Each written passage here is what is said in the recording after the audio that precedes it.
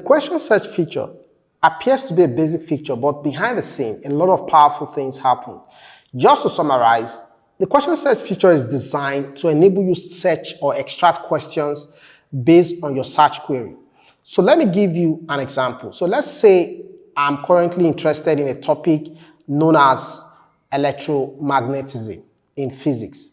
Now, what I'll do is go to the question search, pick the subject's physics, type electromagnetism. But here is the issue. I could search by keyword, like the software could just search for any question in physics containing the word electromagnetism. But here's the problem. The problem is there may not be a lot of questions with the exact keyword electromagnetism. Maybe we may have questions like electromagnets, for instance, or electro with magnets, or electromagnetic effect, right? All of these words, they are not exactly electromagnetism.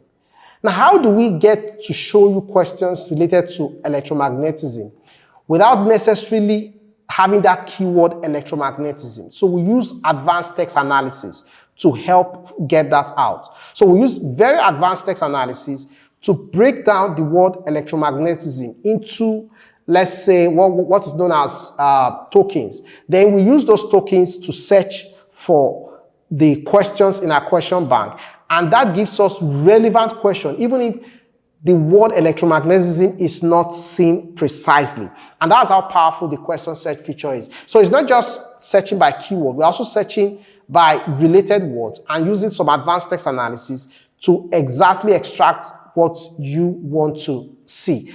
And that's what makes our feature really powerful.